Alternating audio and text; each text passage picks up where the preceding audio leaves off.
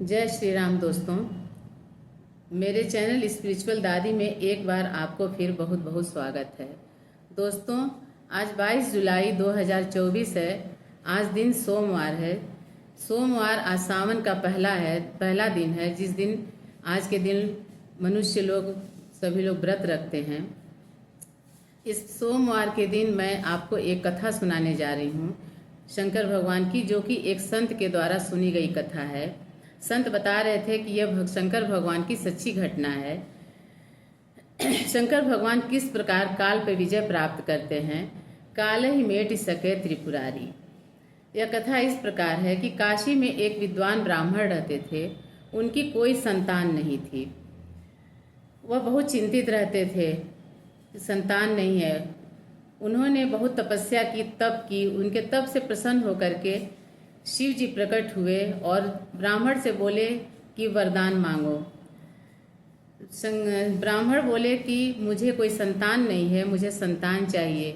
शिव जी बोले कि कुपुत्र चाहिए कि सुपुत्र चाहिए। ब्राह्मण बोले कि कुपुत्र और सुपुत्र में क्या अंतर है, पहले ये बताइए तो मैं बताऊं कि मुझे क्या चाहिए। तो शिव जी बोले कि कुपुत्र जो होगा वह उसकी आयु बहुत लंबी होगी और वह बहुत दुख देने वाला होगा, और सुपुत्र होगा उसकी आयु बहुत छोटी होगी लेकिन वह तुमको सुख देने वाला होगा।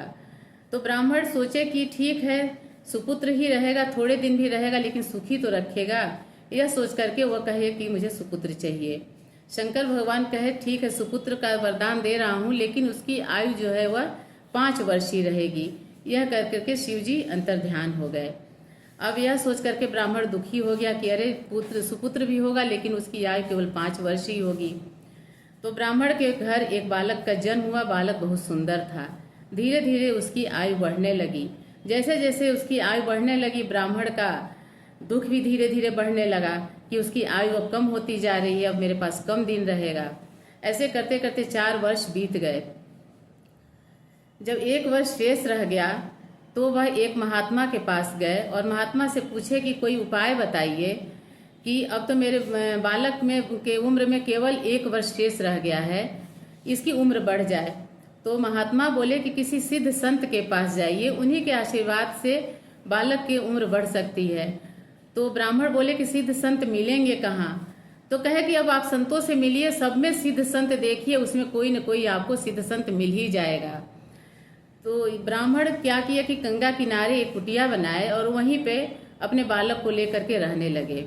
और बालक से बोले कि जो भी आता है, रास्ते से गुजरता है, साधु संत ऋषि मुनि, सबको तुम प्रणाम करना।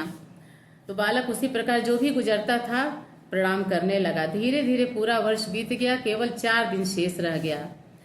चौथे 4 दिन शेष रह गया। उस दिन सप्त ऋषि उधर से गुजरे। सप्त ऋषियों को भी बालक ने प्रणाम किया।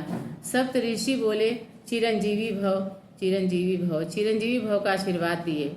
तो ब्राह्मण बोले कि अरे आपने तो इनको चिरंजीवी भव का आशीर्वाद दिया, लेकिन इस बालक को वरदान मिला है कि यह इसकी आयु केवल 5 वर्ष ही रहेगी और इसका पूरा आयु बीत चुका है, अब केवल 4 दिन ही शेष है। तो ब्राह्मण लोग भी बहुत चिंतित हुए कि अरे मैंने तो आशीर्वाद दे दिया। तो बोले ब्राह्मण कि ये किसका दिया हुआ बालक है। तो बोले कि एक देवता का दिया हुआ है। तो नाम पूछे कि नाम बताओ। तो कहे कि नाम नहीं बताऊंगा, नाम बताऊंगा तो आप झगड़ा करेंगे। तो अब यह सोच करके आपस में विचार विमर्श सप्तऋषि लोग करने लगे कि क्या किया जाए। आपस में विचार विमर्श करके उन्होंने कहा कि ठीक है, इस बालक को अब 4 ही दिन शेष बचा है, बालक को मुझे दे दो, अगर अपने बालक का कल्याण चाहते हो तो ब्राह्मण भी सोचे कि ठीक है, अब तो 3 ही दिन 4 दिन रहना है इसको, ठीक है ले जाए लोग, हो सकता है कल्याण हो जाए।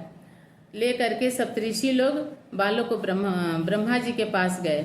तो ब्रह्मा जी के पास गए, ब्रह्मा जी को उन लोगों ने प्रणाम किया। तो ब्रह्मा जी उनको भी कहे चिरंजीवी भव। पीछे से बालक भी प्रणाम किया। तो बालक को भी ब्रह्मा जी ने आशीर्वाद दिया चिरंजीवी भव। तो सप्तऋषि लोग कहे कि अब चलते हैं वापस, अब हमारा काम हो गया, हम भी झूठे ये भी झूठे। तो बोले कि क्या मतलब हुआ इसका, हम भी झूठे ये भी झूठे, मतलब हमको भी झूठा बना रहे हो आप लोग। तो कहे कि हम लोगों ने भी कल इसको आशीर्वाद दिया चिरंजीवी भव का।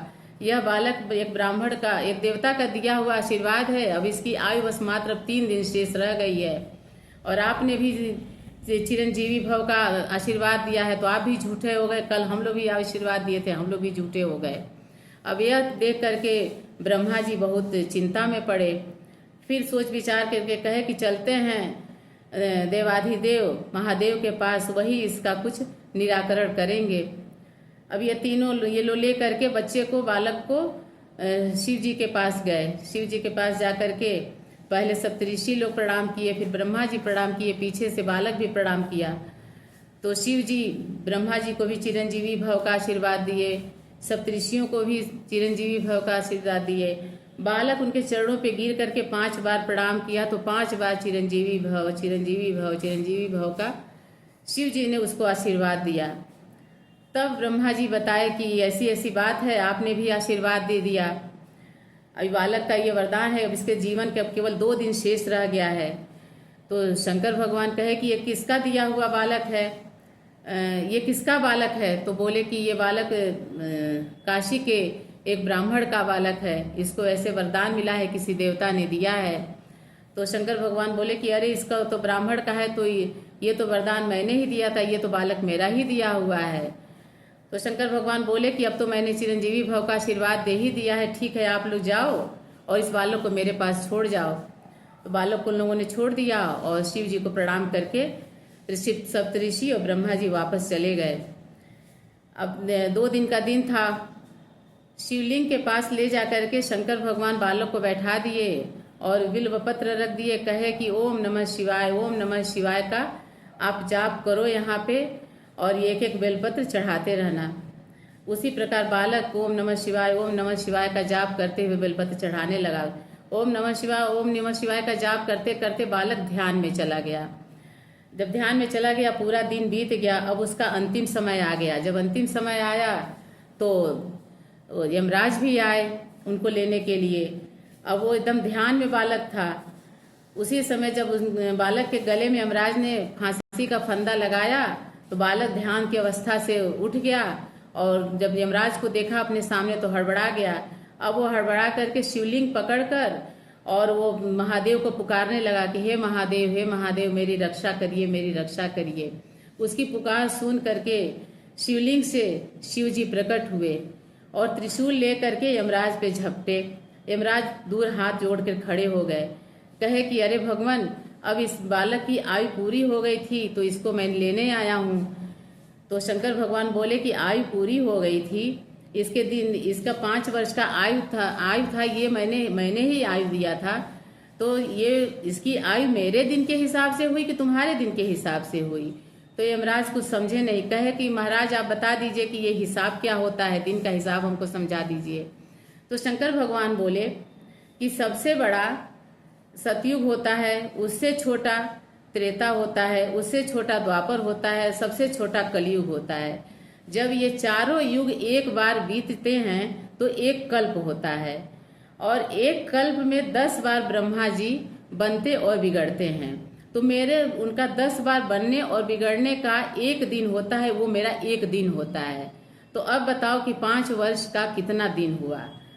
तो यह देख करके यमराज घबरा गए, कहे कि जब आपके एक दिन में 10 बार ब्रह्मा जी बनते और बिगड़ते हैं तो मेरी औकात क्या है? यह कह करके मैं कितनी बार बनूंगा बिगड़ूंगा, यह कर करके उन्होंने यमराज ने शंकर भगवान को प्रणाम किया और चले गए। तो दोस्तों यही जो बालक थे यही आगे चल करके मार्कंडेय ऋषि हुए। मार्कंडेय ऋषि का प्रलय में भी नाश नहीं होता है। यही वही बालक जो कि ब्राह्मण के घर में जन्म लिए थे, ये अमर हो गए, मार्कंडेय ऋषि अमर हो गए। तो ये है दोस्तों देवाधिदेव महादेव की कृपा। अब फिर आगे की वीडियो में मिलेंगे। जय श्री राम।